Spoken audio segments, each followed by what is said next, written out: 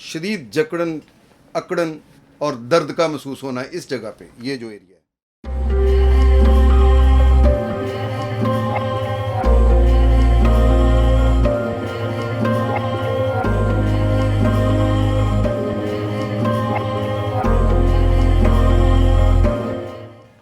औज़ुबिल्लाहि मिनश्शैतानिर्रजीम, बिस्मिल्लाहिर्रहमानिर्रहीम। अस्सलामु अलैकुम ख़वातीन व हज़रात, मैं हूं आपका होम्योपैथिक डॉक्टर रिज़वान साकिब और आपसे मुखातब हूं शमा होम्यो क्लिनिक लाहौर पाकिस्तान से। आइए आज बात करते हैं सर्वाइकल स्पॉन्डिलोसिस पे कि ये क्या चीज़ है और ये किस वजह से होता है, इसकी अलामात क्या हैं, सिम्टम्स क्या हैं। तो सर्वाइकल स्पॉन्डिलोसिस, ये हमारे ये जो सर्वाइकल एरिया है, ये इसमें सर्वाइकल एरिया से मुराद ये है कि हमारे सर से लेकर कंधे तक का जो नेक का जो पोर्शन है, इसके अंदर जो हमारे बोन्स हैं उनको हम सर्वाइकल बोन्स कहते हैं। इसमें 7 बोन्स होती हैं और 7 बोन्स जो हैं वो आपने कभी ये जो काउंटर होता है जिसको हम तस्बीह बोलते हैं हम आम ज़ुबान में, तो इसके अंदर मोहरे होते हैं, जैसे वो दाने होते हैं ना, दानों के अंदर एक धागा होता है और उसमें वो पुरोई होते हैं वो दाने जो हैं तस्बीह के। इसी तरीके से ये भी एक मोहरे के ऊपर ये दूसरा मोहरा जो है वो रखा हुआ होता है और ये 7 मोहरे जो हैं ये सर्वाइकल के हैं, यानी ये नेक वाले मोहरे। अब इनके अंदर कोई भी प्रॉब्लम आती है जिनकी वजह से ये स्टिफनेस आ जाती है या इनके अंदर कोई पेन शुरू हो जाता है, तो ये है वो सर्वाइकल स्पॉन्डिलोसिस। 10 लाख अफराद जो है वो सालाना पूरी दुनिया में इस मर्ज़ में मुतासर होते हैं, इससे दो चार होते हैं और ये 40 साल की उम्र में तकरीबन ये 40 ईयर से ये शुरू हो जाता है ये सर्वाइकल स्पॉन्डिलोसिस का प्रॉब्लम। और आम तौर पर ये आजकल तो बच्चों में भी और आम नॉर्मल एज के लोगों में भी शुरू हो जाता है, 40 साल से पहले भी अर्ली एज में भी ये प्रॉब्लम शुरू हो जाता है। लेकिन 60 साल की उम्र पर पहुंचने में तकरीबन 80% लोग पाकिस्तान में भी इस मर्ज़ में मुब्तला हो जाते हैं।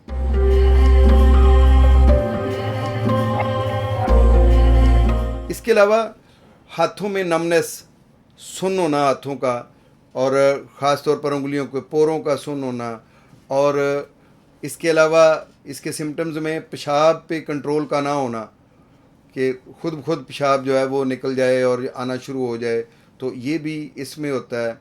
और इसके अलावा हमारे अक्सर ये होता है कि गर्दन को मोड़ने से इधर को मोड़ा या इधर को मोड़ा तो इसमें कड़ाके निकलते हैं, आवाज़ें आती हैं, टिक टिक की आवाज़ें, ऐसे ऐसे किया तो टक और ऐसे किया इधर को तो ये टक, इस तरह की आवाज़ें आती हैं। ऊपर को करने से सर में शदीद दर्द, ख़ास तौर पर हेडेक जो है वो इस मर्ज़ में बहुत आम है कि सर में मुस्तकिल दर्द रहता है। खांसने छींकने से गर्दन में दर्द और खांसने और छींकने से सर में दर्द में बहुत ज़्यादा इजाफ़ा हो जाए, तो ये वो अलामात हैं और वो ये सिम्टम्स हैं जो हमें सर्वाइकल स्पॉन्डिलोसिस में मिलते हैं। इसके हम अब काज़ज़ पे आते हैं कि इसके असबाब क्या होते हैं। जो सर्वाइकल स्पॉन्डिलोसिस है उसके अंदर काज़ज़ में सबसे बड़ा तो हमारा एज फैक्टर है। जब भी 40 साल की उम्र पे एक इंसान पहुंचता है और ख़वातीन में तो ये 40 साल से पहले ही शुरू हो जाता है, तो उस वक्त हमारी हड्डियां जो हैं वो बुरबुरा होने शुरू हो जाती हैं और उसकी वजह से ये प्रॉब्लम सर्वाइकल स्पॉन्डिलोसिस का जो है वो आ जाता है। तो इसमें यह है कि एज फैक्टर में 40 साल के बाद तो ये शुरू होता है प्रोसेस, लेकिन जो अलामात ज़ाहिर होना शुरू होती हैं वो अक्सर 60 साल की उम्र में होती हैं कि गर्दन में स्टिफनेस आ जाती है और जो इसमें दर्द शुरू हो जाता है। तो इसके लिए पाकिस्तान के अंदर मैंने पहले भी बताया है कि ये तकरीबन 10 लाख अफराद जो हैं वो हर साल इससे मुतासर होते हैं और 60 साल की उम्र में 80% लोग इस मर्ज़ में मुब्तला हो जाते हैं। इसके अलावा इसका काज जो है वो हर्निएटेड डिस्क भी होता है कि जो हर्निया के तौर पर जो हमारी डिस्क जो है वो उसके अंदर से बाहर निकल आती है। मैं आपको बताता हूँ कि ये जो हमारे 7 मोहरे हैं ना वो एक दूसरे के ऊपर ऐसे जुड़े हुए हैं, इनके दरमियान में एक जेली है जो कुशन की तरह होती है, ऐसे वो जेली पड़ी हुई।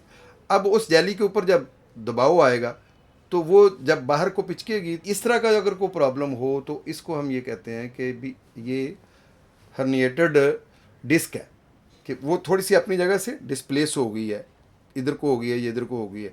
तो ज़ाहिर है उसकी वजह से जो हमारे वहाँ से नर्व्स निकल रही हैं उनके ऊपर दबाव आता है, और दबाव आने की वजह से जिस नर्व पर भी दबाव आता है वो उस तरह के सिम्टम्स पैदा होने शुरू हो जाते हैं कि वो अगर आँख को जाने वाली नर्व्स हैं तो वो आँखों में धुंधलापन है, सर में चक्कर हैं, दबाव है, और अगर वो हाथों को आने वाली नर्व्स हैं तो वो हमारे हाथों के में नमनस है और उसमें सुनपन है, झुंझलाहट है। और अगर हमारे जो नीचे है वो जेनिटल पॉट्स में जा रही है तो उसमें यूरिनरी ब्लैडर के ऊपर कंट्रोल नहीं रहता है और यूरिन जो है वो बगैर किसी वजह के वो खारिज होता रहता है। तो इस तरह के जो मसाइल हैं वो पैदा होते हैं। और बोन डिजनरेशन जो है वो भी इसका एक काज है कि हमारी हड्डियां जो हैं उनमें खोखलापन आ जाता है, बुरबरापन आ जाता है, जिसकी वजह से ये सर्वाइकल स्पॉन्डिलाइसिस जो है वो हो जाता है। ऑस्टियोप्रोसिस है कि जिसमें हमारे एज फैक्टर के साथ जो है ना हड्डियाँ जो अपने वो जो ऑस्टियोप्रोसिस में आ जाती हैं, तो उसकी वजह से भी ये प्रॉब्लम होता है। लेकिन मैंने बताया है कि ये 40 साल के बाद ऑस्टियोप्रोसिस के अलामत शुरू होती हैं। इससे पहले भी अक्सर बच्चों में और 40 साल से पहले की उम्र के लोगों में भी ये प्रॉब्लम आजकल देखने में आता है, और उसकी वजह हमारा लाइफस्टाइल है, हमारी मुश्किल किसी डिवाइस को जो है वो कंटिन्यूसली एक ही पोस्टर में बैठकर देखते रहने की वजह से भी ये प्रॉब्लम होते हैं। लेकिन ख़ास तौर पर ये जो ऑस्टियोप्रोसिस का अमल है ये तो 40 साल के बाद शुरू होता है, तो उस वक़्त ये हमारे सर्वाइकल स्पॉन्डिलाइसिस का अमल जो है ना वो ये मर्ज़ भी नुमाया होकर सामने आना शुरू हो जाता है। इसके अलावा हमारे पास एक इसकी काज जो ज़्यादा कॉमन है वो है ऑक्यूपेशन के, मुख्तलिफ़ किस्म के ऑक्यूपेशन जिनके अंदर जो बंदा एक ही पोस्चर में बैठकर काम कर रहा होता है, जैसे वकील जो स्टडी करते हैं रात को अपने केसेस को, तो उसमें वो मुश्किल एक ही तर्ज पे बैठे कर रहे हैं, या हमारे कोई लिखने वाले ज़्यादा लोग हैं, कातिब हैं, सेक्रेटरी हैं, कोई क्लर्क हैं, तो वो एक ही पोस्चर में बैठकर लिख रहे हैं, तो वो उनकी गर्दन एक तरफ को डली होती है, या इधर को या इधर को या इस तरह को ऐसे करके वो लिख रहे हैं। तो ये इस तरीके से ये जो जगह है हमारी, इन सारी जो स्पेसेस हैं उनके अंदर वो ऐसे दबाव आता है और मुश्किल उसी जगह पे रहती हैं,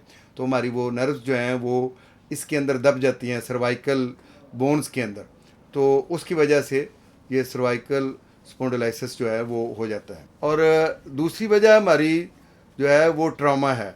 ट्रॉमा में यह है कि कोई भी इंजरी जो है वो ख़ास तौर पर इस एरिया की किसी एक्सीडेंट में किसी वजह से, या कोई शदीद किस्म का कोई लोड जो है वो आपने सर के ऊपर उठाया है उसकी वजह से ये डिप्रेस हो गई है, या किसी वजह से ये एक तरफ को दबाव आने की वजह से किसी एक्सीडेंट में बहुत ज़्यादा आ गया है, तो वहाँ पे वो इंजरी की तरह से काम हो गया है, तो उसकी वजह से भी ये हमारे सर्वाइकल स्पॉन्डिलाइसिस का मर्ज़ जो है वो नुमाया हो जाता है। जेनेटिकली भी ये मर्ज़ जो है वो मुंतकिल होता है। बाज़ दफ़ा यह है कि अगर दादा को है या वालिद को है या इसी तरह से वालदा को है या नानी को है, तो वो भी आइंदा नस्ल में मुंतकिल होता है। इसकी वजह जो हमारे जेनेटिकली प्रॉब्लम्स होती हैं उनमें एक प्रॉब्लम ये जो सर्वाइकल स्पॉन्डिलाइसिस भी है कि जो पैदा होती है, और एक वजह हमारे ये एक्सेसिव स्मोकिंग है। जो स्मोकिंग है उसकी वजह से डीजनरेशन का अमल जो है वो हड्डियों में वो बहुत तेज़ी से होना शुरू हो जाता है, तो ऑस्टियोप्रोसिस जो है वक्त से पहले शुरू हो जाता है। इसलिए स्मोकिंग जो है वो भी एक बहुत बड़ा काज है, इसलिए स्मोकिंग से जो है वो हमें हत्तुल इम्कान जो है वो इज्तनाब करना चाहिए। और रॉन्ग पोजीशन में हमें बैठे रहना ज़्यादा देर तक, मसलन हम टीवी देख रहे हैं तो एक ही पोजीशन में ऐसे बैठे हुए हैं और देख रहे हैं, ख़ास तौर पर बच्चे ये काम करते हैं।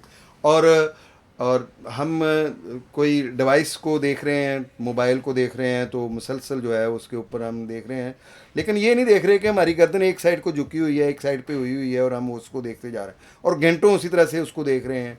लैपटॉप है तो उसको हमने लिया हुआ है और ऐसे हम देख रहे हैं, तो ये हमारा पोस्चर जो है वो चेंज हो रहा है। तो उसकी वजह से भी जो मुश्किल एक ही जो पोजीशन में हम बैठकर रॉन्ग पोजीशन में हम देख रहे होते हैं, तो इसकी वजह से ये प्रॉब्लम जो है वो अक्सर आ जाता है कि सर्वाइकल स्पॉन्डिलोसिस जो है वो हो जाती है। और मोटापा, ओबेसिटी जो है, मोटापे की वजह से भी ये प्रॉब्लम होता है कि हमारी गर्दन जो है वो एक जैसे ज़बरदस्ती किसी चीज़ के ऊपर रखी हुई है, तो वो इस तरीके से इधर को मोटापे की वजह से मूव करना मुश्किल होता है। यहाँ पे हमारे बहुत ज़्यादा जो है वो मोटापे की वजह से डबल चिन हुई है, ओबेसिटी है बहुत ज़्यादा, तो उसकी वजह से भी ये सर्वाइकल स्पॉन्डिलोसिस जो है वो ज़्यादा होता है।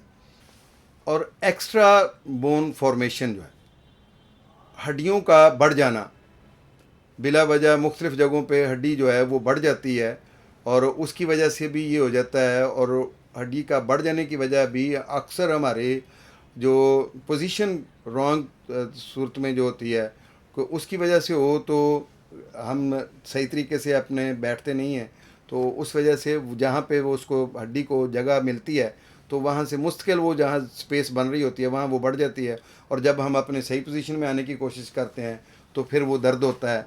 तो हड्डियों के बढ़ जाने की वजह से भी ये मसला बनता है। नर्व्स के दब जाने की वजह से भी हमें सर्वाइकल स्पॉन्डिलोसिस हो जाता है कि एक साइड की नर्व दब गई है, ऐसे इधर को होने की वजह से जब हम ऐसे करेंगे इस नर्व को खिंचाव पड़ेगा और इधर जो है वो ये नर्व जो है वो दब जाएगी, तो इसकी वजह से भी सर्वाइकल स्पॉन्डिलोसिस जो है वो रूनुमा हो जाता है। तो ये थी चंद काज़ज़ या वजूहात जिनकी वजह से सर्वाइकल स्पॉन्डिलोसिस होता है। अब हम देखते हैं कि इसको हम डायग्नोज़ कैसे करें। डायग्नोज़ करने के लिए ज़ाहिर है हमारे सिम्टम्स जो हैं ये डायग्नोजिंग में बहुत कारआमद साबित होते हैं। इसके अलावा ये है कि फ़िज़िकली भी डॉक्टर जो है वो चेक करके देख सकता है कि इसको सर्वाइकल स्पॉन्डिलोसिस है या नहीं है। और अगर हमें पैथोलॉजिकली चेक करना हो, कोई लैब में टेस्ट करना हो, तो उसमें सबसे पहला टेस्ट जो है वो हमारा वो एक्सरे होता है।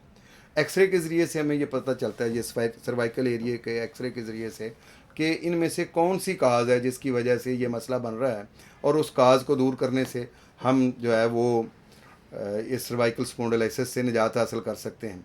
और अगर इस एक्सरे के ज़रिए से क्लियर ना हो तो फिर एडवांस टेस्ट तो बहुत सारे हैं, जैसे सीटी स्कैन है, एमआरआई है, तो वो हमारा आज के इसमें डिटेल से में उसमें जाने की ज़रूरत नहीं है। आमतौर पर हमें एक्सरे से पता चल जाता है या फिज़िकल एग्ज़ाम से भी पता चल जाता है, और अगर फिर ज़रूरत पड़े तो ये एडवांस जो स्टडी के लिए हमें इसके डायग्नोजिंग के लिए ये एमआरआई है, सीटी स्कैन है या इस तरह के और टेस्ट भी करवाए जा सकते हैं।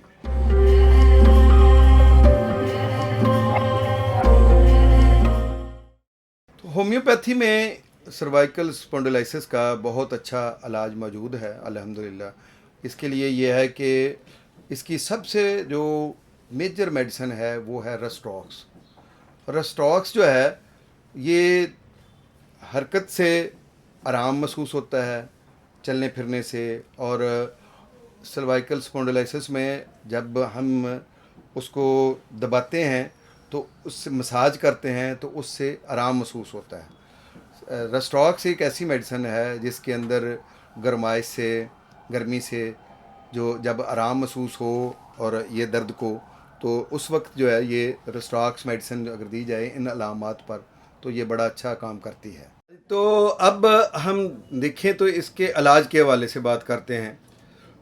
तो इलाज में हम सबसे पहले तो ये है कि रस्टॉक्स है हमारी बेहतरीन मेडिसिन है कि जो इसके इलाज में बेहतरीन काम करती है।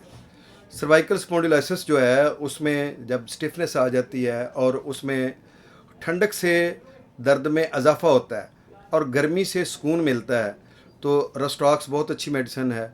चलने से, उसको हरकत देने से, दबाने से सुकून मिलता है, तो उस वक़्त इस तरह की अगर अलामात हैं तो उसमें हम अगर रस्टॉक्स देते हैं तो ये मेडिसिन बहुत अच्छा काम करती है। और हमें इस मेडिसिन को 30 पोटेंसी में 200 पोटेंसी में यूज़ करवा सकते हैं। और इसके अलावा ये है कि हमारी दूसरी मेडिसिन है ब्रायूनिया अल्बा, ख़ास तौर पर जब ड्राइनेस आ जाती है ये सर्वाइकल एरिया में, तो उस ड्राइनेस को अंदर से हड्डियां जो हैं वो खुश्क हो जाती हैं। और मैंने आपको बताया था कि हड्डियों के दरमियान में एक पिलो या एक सराहना टाइप चीज़ या एक कुशन टाइप चीज़ होती है, जो एक जो मोहरा है उसके ऊपर जब दूसरा मोहरा रखा जा रहा है तो उसके दरमियान में वो चीज़ होती है और वो जेली लाइक होती है। और वो जो जेली है उसमें अगर ड्राइनेस आ जाए, खुश्की आ जाए, तो गर्दन स्टिफ हो जाती है, ऐसे ऐसे मोड़ना मुश्किल हो जाता है, ऐसे ऐसे उसको मूव करना मुश्किल हो जाता है। तो ऐसी कैफियत में जब ड्राइनेस हो और हरकत से तकलीफ़ में इजाफा हो, ज़रा सा हरकत की नहीं तो तकलीफ़ बढ़ नहीं गई, अगर इस तरीके से तकलीफ़ बढ़ जाए तो उस वक्त हम ब्रायोनिया अल्बा को यूज़ करें तो ये बड़ी अच्छी मेडिसिन है। अगली मेडिसिन है हमारी हाइपेरिकम। हाइपेरिकम जो है, चलते हुए शदीद दर्द महसूस हो और ख़ास तौर पर ट्रॉमा के बाद, यानी किसी भी इंजरी के बाद, किसी चोट, किसी हादसे के बाद अगर मुस्तकिल सर्वाइकल एरिया में पेन रहे तो उस वक़्त आप हाइपेरिकम को यूज़ करें। हाइपेरिकम अल्लाह के फ़ज़ल से ये इस दर्द की, अकड़ की और जो थकावट की और इस तरह से टाइटनेस की, ख़ास तौर पर ट्रॉमा के बाद जो इसमें स्टिफनेस आ जाती है, उसके लिए ये बहुत अच्छी मेडिसिन है। और सर्वाइकल स्पॉन्डिलाइसिस में अगली मेडिसिन जो है वो है हमारी मेडिसिन सिमिसिफ्यूगा। सिमिसिफ्यूगा रेसिमोसा जो है वो मेडिसिन ख़ास तौर पर मसाज से अगर तकलीफ़ में इजाफा हो, ज़रा सा टच करने से, हाथ लगाने से, बंदा अगर थोड़ा सा दबाया किसी ने करके, वो जो है ना वो अपने आप को ये फ़ील करवाता है कि मुझे शदीद दर्द हो रहा है। तो हसासियत, ख़ास तौर पर टच करने से, दबाने से जो हसासियत है, इस तरह का अगर मामला है तो सर्वाइकल स्पॉन्डिलाइसिस जो है उसके अंदर ये मेडिसिन बहुत अच्छा काम करती है। और कालमिया मेडिसिन जो है वो ख़ास तौर पर हाथों में नमनेस, सुनपन, हाथों में झुंझुनाहट और जो थकावट सी महसूस होना, ऐसे लगे जैसे आगे से हाथ सोगे हुए हैं, सुन्न हैं, तो उस वक़्त ये अलामत भी जो है सर्वाइकल स्पॉन्डिलाइसिस की है। तो इस वक्त भी ये मेडिसिन जो है वो बड़ा अच्छा काम करती है। कालमिया को आप यूज़ करें और अल्लाह के फजल से इन अलामात में ये बेहतरीन काम करती है। इसके अलावा एक बहुत अच्छी मेडिसिन है कालूसंथ।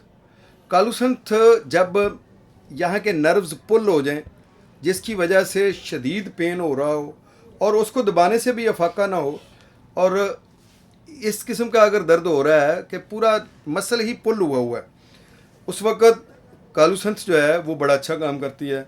होम्योपैथी की ये मेडिसिन सर्वाइकल स्पॉन्डिलाइसिस में बहुत इफ़ेक्टिव है। इसको आप इस्तेमाल करें तो अल्लाह के फजल से ये मसला ख़त्म हो जाता है। एक मैंने अलामत बताई थी आपको कि चलते हुए चक्कर आते हैं, सर घूमता है, आँखों के आगे अंधेरा आता है और बाज़ दफ़ा बिल्कुल कुछ नज़र नहीं आता, अचानक ब्लैक आउट हो जाता है। तो ऐसी कैफियत में जलसीमियम बड़ी अच्छी मेडिसिन है।